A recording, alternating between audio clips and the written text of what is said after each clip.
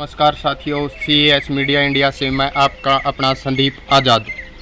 आज हम मिलाते हैं आपको एक ऐसी शख्सियत से जिन्होंने हरियाणा में अपने समय पर एक धूम मचाई है गायन और कविताई में, और हम उनको सुनते हुए बड़े हुए हैं पूरा उत्तर भारत में। और हरियाणवी भाषा के जानकार जहां पूरी दुनिया में बैठे हैं वो उनको सुनते हैं। एक समय पर उनके जो गाने हैं वो बड़े ज़बरदस्त गाने, सुपर डुपर हिट गाने जिन्होंने अपने दिए हैं हरियाणवी इंडस्ट्रीज के लिए। उनका एक योगदान है, उनका एक त्याग है, एक तप है उस इंडस्ट्री को। और ऐसे ही हरियाणा में हजारों गायक जो नींव की ईंट बने हैं, लोग उनको जानते भी हैं, लेकिन जो उन्होंने हरियाणवी माँ बोली के लिए काम किया है उस काम के बदले उनको जो मान सम्मान, जो उनका अधिकार था वो नहीं मिला। ये बड़ा दुख का विषय है। ऐसे ही एक कलाकार से आपको मिलवाते हैं आज। आइए आपको मिलवाते हैं भाई श्रवण बड़ंबिया से। मैं कैमरामैन मोहित आज़ाद को कहना चाहूँगा कि वो साथ के साथ आएँ।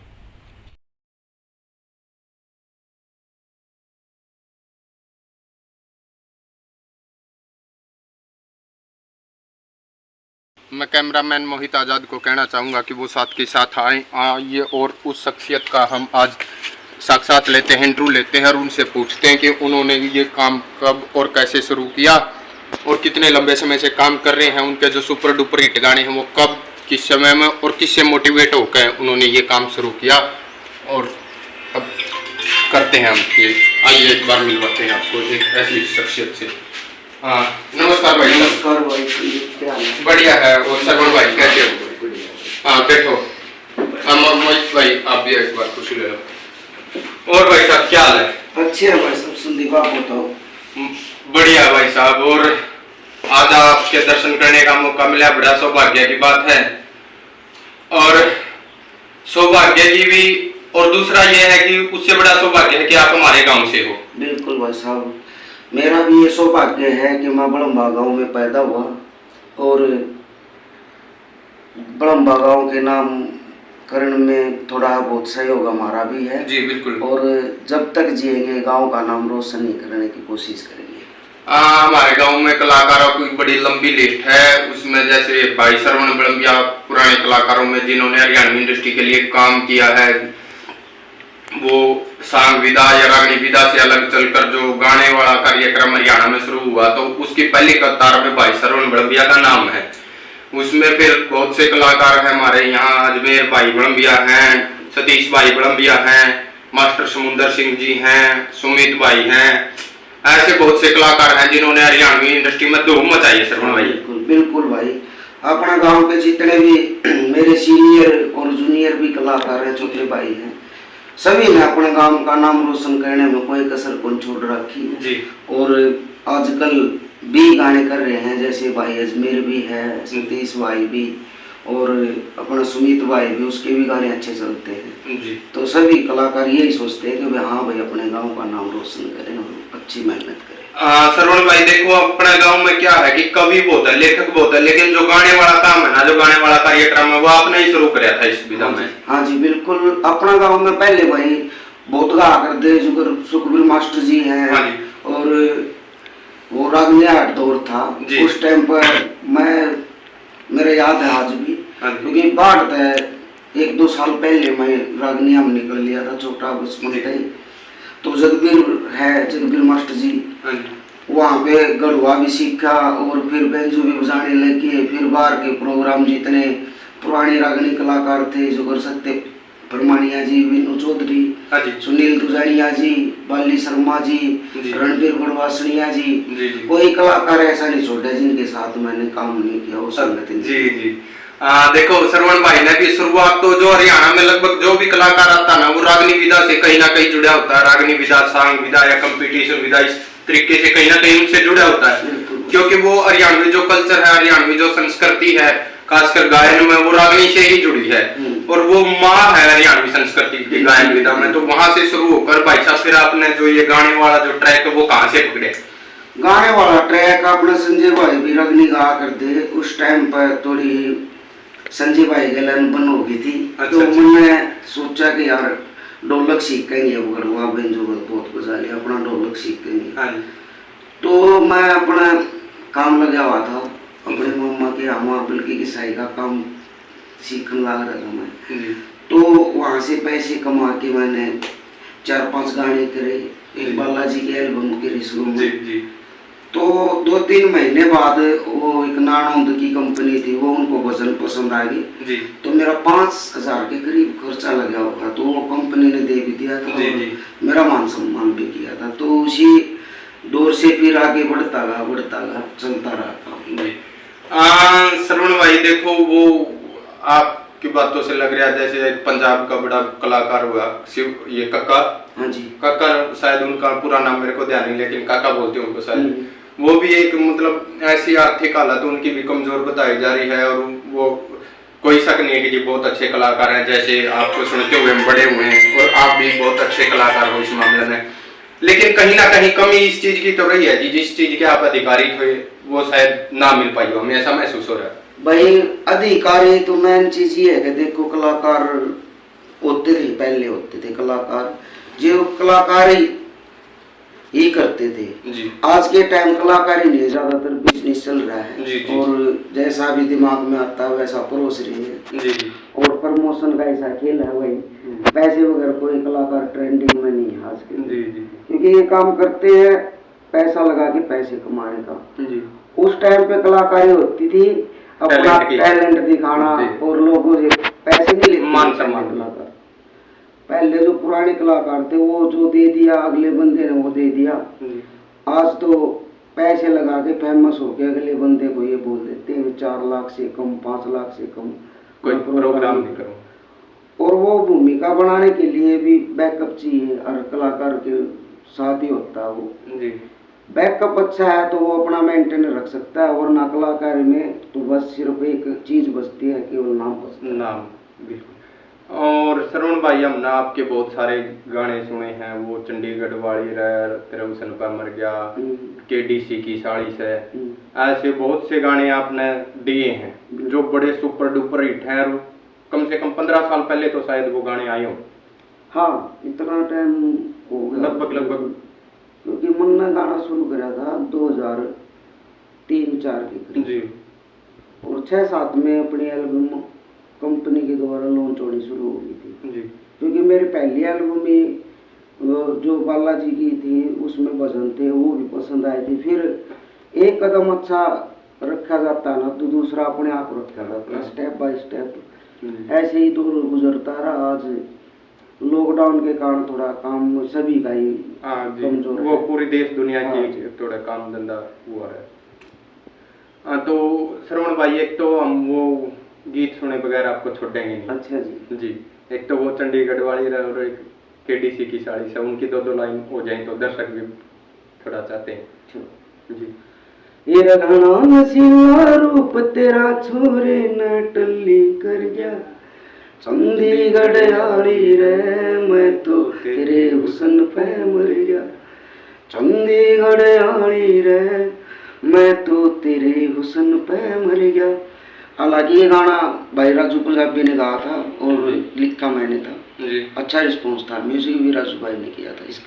और हमने राजू पंजाबी भाई को बहुत से कार्यक्रम, बहुत से स्टेज प्रोग्रामों में देखा, तो वो 3-4 गाने हैं जो, एक तो ये चंडीगढ़ वाली रही, ये हर बार इस गाने को गुनगुनाते हैं। हाँ, गाते हैं, क्योंकि जो एक चीज होती है, कलाकार गाने हजारों करता है, पर उनमें से कुछ चुनिंदा होते हैं। जैसे एक बाप के 5 बेटे, उनमें से एक बेटा ऐसा होता है जो माँ बाप के दिल में थोड़ी ज्यादा जगह रखता है। जी जी जी। तो वैसे ही गाने होते हैं जी।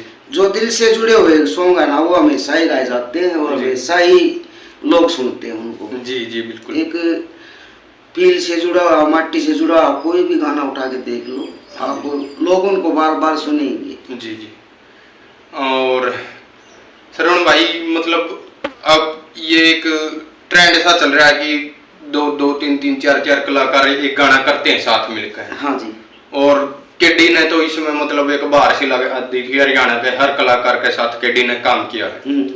तो आपने किस किस कलाकार के साथ काम किया? कलाकार तो देखो भाई, सच्चाई बात तो यह, हमने किसी कलाकार के साथ काम नहीं किया जी। कारवा जुड़ता रहा, कलाकार अपने साथ काम करते रहे, कभी हम उनके साथ करते रहे, और तकरीबन हरियाणा के सभी कलाकारों के साथ काम किया है। जी जी जी। हाँ, कभी केडी भाई के साथ काम नहीं किया मैंने। कारण बस ऐसे वो भी लिखता है, मैं भी लिखता हूँ। हाँ जी। और वो केडी भाई की सोच अपनी सोच है और मेरी सोच अपनी सोच है। बिल्कुल सही सही बात है। तो एक बार एक भाई ने इकट्ठे करने की भी कोशिश की थी, पर उस टाइम पे वो काम बन नहीं पाया। ऐसा नहीं है कि भाई केडी की और मेरी कोई दुश्मनी है, बहुत अच्छे मित्र हम मिलते हैं, जब दिल खोल के मिलते हैं, बहुत अच्छे मित्र है। तो काम तो अभी चल ही रहा है, कभी ना कभी हो जाएगा। ये तो देखो जब समय घड़ी चलती है ना, तो उसी हिसाब से कलाकार भी जुड़ जाते हैं और काम भी हो जाता है। तो श्रवण भाई, आपने बहुत सुपर डुपर हिट गाने तो हरियाणवी इंडस्ट्री को और माँ बोली को दिए हैं। उनकी सेवा में आपने एक छोटी सी श्रद्धांजलि लगा लो, एक तरीके का योगदान लगा लो, वो आपने किया। और आगे क्या योजना है इस मामले में? इस मामला में आगे योजना ये है भाई, गाने आते रहेंगे, करते रहेंगे जी। सबसे बड़ी मेन प्रॉब्लम होती है आज के टाइम बजट की, क्योंकि 1.5-2 लाख से कम कोई गाना नहीं बनता जी। क्योंकि कंपटीशन का मामला है, वो इतना तेज है कंपटीशन। अब 2-2.5 लाख रुपए घर से लगाए, फिर कंपनी वालों को दिखाए, कंपनी उनका रेट लगाती है लाख रुपए, तो कलाकार तो लाख रुपए के नीचे वैसे ही आ जाता है जी। तो थोड़ा सोच समझ के काम करना पड़ता है। जो भाई मतलब काम करना चाहता है, पैसे लगाना चाहता है, उनको भी हम ऐसे मिसगाइड नहीं करते कि भाई देख काम होगा ऐसे जी। मर्जी आपकी, आपको घाटा है। हाँ, अच्छा गाना है तो कंपनी पैसे भी देती है जी, जी, वो काम पे बात होती है कि भाई कैसा काम है जी जी। आपने हर प्रकार के गाने लिखे, जिसमें देशभक्ति गाने भी थे, या माता की भेंट है, या जो बालाजी हैं उनके बारे में भी बात कर रहे थे, और प्रेम प्रसंग के भी गाने आपने लिखे हैं, ओज के भी और शौर्य रस के, वीर रस के भी गाने लिखते हैं। तो मतलब आपका विशेष रुचि किस में है इस फील्ड में? मेरी विशेष रुचि तो ज्यादा तो लिखने में जी। हाँ जी। और मैं चाहता हूँ कि अपनी हरियाणवी संस्कृति को ऐसा काम मिले कि जो एक सदाबहार चीज होती है। एक होती है टाइम की, एक आए राम गए राम होते हैं, और एक चीज ऐसी होती है उनको आप कभी सुनो, जैसे पुराने हमारे कवि थे लक्ष्मीचंद जी, धनपत सिंह जी, ये ऐसी चीज लिख के गए हैं, उनको आप कभी भी सुन लोगे तो वो ज्ञान ही देंगे, जो कि तो नई सी महसूस होंगे। हर बार कोई ना कोई नई बात महसूस होगी। ये चीज ऐसी है जो कभी पुरानी नहीं होती। और एक चीज ऐसी होती है कि भाई जो 10 दिन चली, 8 दिन ट्रेंडिंग में, फिर कोई पूछता है नहीं। आज के दौर का म्यूजिक ऐसा ही है, कुछ थोड़े टाइम चलता है फिर बाद में भूल जाते हैं जी जी जी। तो हमारे टाइम में ऐसा होता था, एक गाना चल गया ना तो 2 साल तो कम से कम चलता, डीजे पे से मतलब उतरा नहीं करता। अपना डीसी की साड़ी गाना है, आज भी डीजे पे कहीं ना कहीं बजता ही रहता है जी जी जी। श्रवण भाई, देखो आपने जिक्र कराया पंडित लक्ष्मीचंद का, जाट मेहर सिंह का, राव धनपत सिंह जी का, मतलब हमने जिनके भी इंटरव्यू लिए, इन लोगों का जिक्र कहीं ना कहीं आया है। बिल्कुल। तो क्या कारण है कि जो लोग सैकड़ों वर्ष पहले जो काम करके चले गए, आज भी लोग उनको याद करते हैं? कारण भी मैं भाई सुनील भाई, संदीप भाई, मैं यही बता रहा था कि वो चीज एक अध्यात्म से जुड़ी हुई वो करते थे। उनको एक ऐसा अनुभव था जो आज के बंदों को शायद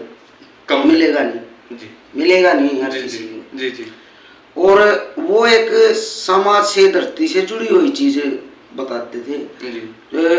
एडवांस भी बता दी उन्होंने कि ऐसा ऐसा टाइम आने वाला है, और वो हकीकत है जी। तो उनकी एक कलाकार समय समय पर मतलब किसी ना किसी रूप में आते रहते हैं, क्योंकि एक समाज से जुड़ी हुई चीज है। समाज के एक मैन रीड किया होता है कलाकार। बिल्कुल बिल्कुल। क्योंकि उसी से नई जनरेशन की छवि बढ़ती है, उसी की सोच से, उसी की कलम से गंदा निकलता है, उसी की कलम से अच्छा भी निकलता है। जी जी जी जी बिल्कुल। तो जो समाज पे असर डालती है जी, तो कलाकार एक समाज का आईना होता है। उसको ऐसा ही करना चाहिए कि भाई समाज में कुछ जागृति पैदा हो, अच्छी चीजों का अनुभव हो। मेरी तो कोशिश यही रहती है कि मैं ऐसे ही गाने करूँ। श्रवण भाई, आपने जिक्र कराया तो मेरे को भी एक बात याद आती है। जब भगत सिंह एक ब्रितानी साम्राज्य के खिलाफ वो जंग लड़ रहे थे, जो बड़ी कठोर कठिन लड़ाई थी, तो अक्सर भगत सिंह का एक बार मैं एक लेख पढ़ रहा था, तो अक्सर वो एक गीत गुनगुनाते, सरफरोशी की तमन्ना अब हमारे दिल में है, देखना है जोर कितना बाजुए का दिल में है। तो ऐसा बताया जाता है कि जो ये कविता है ये पंडित राम प्रसाद बिस्मिल ने लिखी थी और जिसको गुनगुनाते हुए हजारों भारतीय नौजवान उस ब्रिटानिया हुकूमत से लड़े हैं। तो मतलब एक कवि की कल्पना लगा लो, उसकी कविताई में जो ताकत है कि उसको गुनगुनाते हुए हजारों हिंदुस्तानी नौजवान उस ब्रिटानी साम्राज्य से टकरा गई। ताकत भाई साहब कवि की सोच में और उसके वर्डिंग में ताकत है वो। जी जी। सबसे पहले कवि सोचता है, उसके बाद में कोई म्यूजिक बनता है, कंपोज बनती है। क्योंकि सबसे पहले वो बोलते हैं जहाँ ना पहुंचे रवि वहाँ पहुंचे कवि। जी बिल्कुल। और ये एक जोश भरने का काम करते हैं। जैसे कोई हम सैड सॉन्ग सुनते हैं तो उससे ऐसा बहुत से बंदे तो ऐसे हैं रोने लग जाते हैं। क्योंकि एक कवि की एक मेन चीज है कि वह शब्दों में ऐसी जान डालता है। जी जी। क्योंकि वो अपने आप को उस जगह रख के तब वो अपने माइंड से उन शब्दों को एक कागज पर उतारता है। तो ये वही है कवि, जो एक कवि होते हैं ना, वो एक अवतार के हिसाब से होते हैं। जी ऐसा मानना है। कवि ना कवि वेशधार के बदल बदल के आते रहते हैं। क्योंकि बाप मरा तो बेटा होगा, उनने एक वो सीढ़ी बना रखी है, हम चलने की कोशिश करें। हम इतने बड़े वो कलाकार नहीं। जी जी जी। क्योंकि इनकी रीस हो नहीं सकती। पर जहाँ तक इंसान की या मेरी सोच है ना, इंसान को एक अच्छा ही काम करना चाहिए जो कि किसी भाई को अच्छी शिक्षा दे और अच्छा काम करने की प्रेरणा दी। मैं तो चाहता हूँ ये काम। देखो श्रवण भाई, आपके हमने बहुत सारे गाने सुने, कभी भी हमने आपके गानों में कोई फूहड़ता है दरता कभी महसूस नहीं। और आज आपके साथ साक्षात भी हो गया, इंटरव्यू भी हो गया, आपके विचार सुनकर मतलब ये चीज पक्की होगी कि आप कभी भी गलत चीज इस इंडस्ट्री को और माँ बोली हरियाणवी को नहीं दोगे। बिल्कुल वही चीजें हम मार्केट में जो उतारते हैं वही चीजें हमारी माँ बहनें भी देखती हैं जी। क्योंकि उन सबसे पहले घर वालों को ये होता है कि वे अपने बेटे का नया गाना है चल देखते हैं। माँ भी देखेगी जी जी। और पापा होंगे तो पापा भी, भाई भी, बहन भी, भाभी भी। तो यही सोच के चलना चाहिए कि भाई अपना परिवार देखेगा तो क्या देखेगा। ठीक ठीक बात है जी। यही बात है कि भाई अपना पर्दा ही सही है जी। और एक बात और कि श्रवण भाई अपने गांव में मतलब कवियों की कोई कमी नहीं है, बाहर है जी यहाँ कवियों की, और बड़े सुपर डुपर हिट गाने बड़ंबा गांव के जो है कवियों ने दिए हैं, इस बात में भी कोई शक नहीं है। लेकिन कहीं ना कहीं गाने वालों की कमी, शायद गाने वालों की कमी भी हो सकती है। क्योंकि देखो अजमेर भाई बहुत अच्छा लिखते हैं, जो भी काम करते हैं वो देखते हैं दौर में कौन चला हुआ है जी। उनको चाहिए एक, क्योंकि गाना नहीं आता उनको, पर उनको अपनी कलम के साथ न्याय करवाना आता है जी। बिल्कुल सही बात। मेरा ऐसा है कि मैं जो लिखता हूँ मैं ही अच्छा गा सकता हूँ जी। सही बात। और दूसरा बंदा गाएगा तो मेरी सोच जमेगा नहीं, इसलिए मैं ज्यादातर सॉन्ग देता ही नहीं किसी को जी। और सबको पता है कि भाई मैं लेके आऊंगा तो मैं अपना हिसाब से ही लूंगा किसी जी। क्योंकि एक गाना एक सिंगर के लिए, राइटर के लिए एक बच्चे की तरह होता है जी जी। जैसे उसको आप पालन पोषण करेंगे वैसा ही हो जाएगा, वैसा ही हो जाएगा। और श्रवण भाई बातें बहुत लंबी हो गई हैं और लंबा हो जाएगा, फिर भी बहुत सारे सवाल हैं मन में। एक हम इसका जो आपका इंटरव्यू है इसको पार्ट में करेंगे, ये पहला पार्ट यही करते हैं, और जो दूसरा पार्ट है उसमें बहुत सारे सवाल हमारे मन में है वो पूछेंगे। लेकिन फिर भी आप मतलब क्या मैसेज कन्वे करना चाहते हो, क्या मैसेज फॉरवर्ड करना चाहते हो इस समाज के लिए? समाज के लिए मेरा एक मैसेज है, जो भी बंदा मतलब एक जाति पाति के भेदभाव को छोड़ के एक इंसानियत का धर्म अपनाओ जी जी जी। और इंसानियत का धर्म अपनाओगे ना, एक जरूरतमंद है जी उसको भी मदद मिलेगी और करनी भी चाहिए जितने भी हैं। मैं एक जहाँ तक मेरी अपनी बात हो रही थी कि कहीं ना कहीं एक जातिवाद का ये सांप है ना, ये समाज को दिन रात डस रहा है जी। और इसको थोड़ा दूर करके एक भाईचारे की भावना से चलना चाहिए, और उसमें हमारी भी तरक्की, हमारे देश की भी तरक्की। बिल्कुल। ये थे हमारे हरियाणवी संस्कृति के बड़े दिग्गज कलाकार, गायक, लेखक, कंपोजर और हर तरीके का मतलब गायन विधा में जो भी प्रक्रिया होती है सबको निभाते हैं हमारे श्रवण भाई बड़म्बिया जी। और बड़ा स्ट्रेट फॉरवर्ड मैसेज इन्होंने दिया कि जी जो ये जातिवाद का जहर है ये इस हमारे देश को, हमारे समाज को डस रहा है और अंदर से खोखला कर रहा है।